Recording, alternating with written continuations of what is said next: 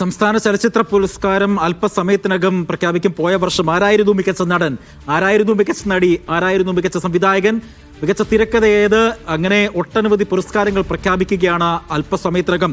ആദ്യമായിട്ടാണ് തലസ്ഥാനത്തിന് പുറത്ത് സാംസ്കാരിക നഗരിയിൽ തൃശൂരിൽ സാഹിത്യ അക്കാദമിയിൽ ചലച്ചിത്ര പുരസ്കാരം പ്രഖ്യാപിക്കുന്നത് എന്നുള്ളൊരു പ്രത്യേകതയും ഇത്തവണയുണ്ട്. മികച്ച സിനിമ ഏതായിരിക്കും? കഴിഞ്ഞ വർഷം, പോയ വർഷം മലയാള സിനിമയെ സംബന്ധിച്ചിടത്തോളം ഒട്ടനവധി കലാമൂല്യമുള്ള സിനിമകൾ, ടെക്നോളജി കൊണ്ട് വൈവിധ്യമാർന്ന സിനിമകൾ, അങ്ങനെ കഥാപ്രമേയങ്ങൾ കൊണ്ട് വൈവിധ്യമാർന്ന സിനിമകളൊക്കെ ലഭിച്ച ഒരു വർഷമായിരുന്നു പോയ വർഷം.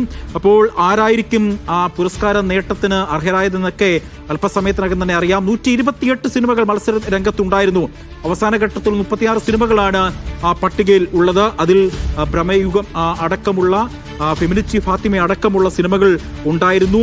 പ്രകാശ് രാജ് അധ്യക്ഷനായ അന്തിമ ജൂറിയുടെ പരിഗണനയിൽ 38 ചിത്രങ്ങളാണ് വന്നത് എന്നുള്ളതാണ് ഏറ്റവും എടുത്തു പറയുന്നത്. ഭ്രമയുഗത്തിലെ കൊടുമൺ പോറ്റി മമ്മൂട്ടിക്ക് വീണ്ടും ഒരു സംസ്ഥാന പുരസ്കാരം നേടിക്കൊടുക്കുമോ എന്നുള്ളതാണ് കാത്തിരുന്ന് കാണേണ്ടത്.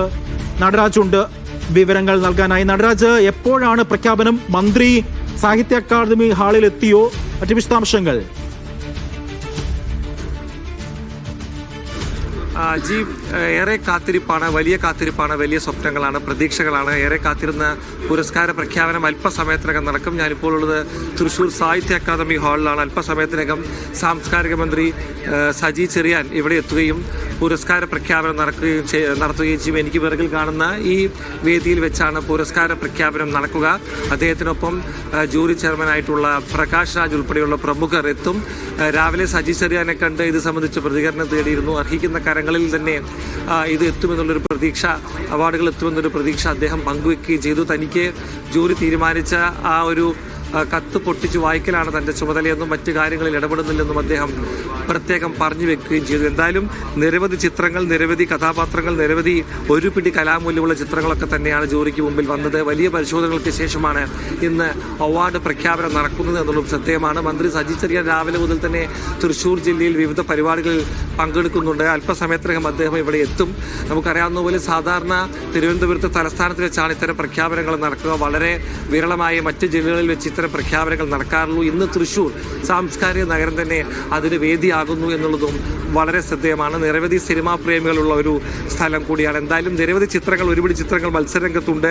പ്രത്യേകിച്ച് കൊടുമൺ പൊട്ടിയുടെ പ്രകടനം കൊണ്ട് മമ്മൂട്ടി അവിസ്മരണീയമാക്കിയ ഭ്രമയുഗം, അതുപോലെ തന്നെ ഫെമിനിച്ചി ഫാത്തിമ, വിക്ടോറിയ, മഞ്ഞുമ്മൽ ബോയ്സ് തുടങ്ങിയ ചിത്രങ്ങളൊക്കെ തന്നെ പരിഗണനയിലുണ്ട്. മികച്ച നടനുള്ള സാധ്യതയിൽ മമ്മൂട്ടിയുണ്ട്. എല്ലാ വർഷവും അദ്ദേഹത്തിൻ്റെ മികച്ച പ്രകടനങ്ങൾ അദ്ദേഹത്തെ ഈ ലിസ്റ്റിൽ പെടുത്തുന്നു എന്നുള്ളത് ശ്രദ്ധേയമാണ്. കഴിഞ്ഞ വർഷം നൻപകൽ നേരത്തിലെ മയക്കത്തിലൂടെ തന്നെ അവസാന ഘട്ടത്തിലൊക്കെ അദ്ദേഹം വലിയ രീതിയിൽ എത്തുന്ന സാഹചര്യമുണ്ടായി. അതുപോലെ തന്നെ ആസിഫ് അലിയുണ്ട്. കിഷ്കിന്ധാകാന്ഡം, ലെവൽ ക്രോസ് എന്ന ചലച്ചിത്രങ്ങളുടെ പ്രകടനങ്ങൾക്ക്.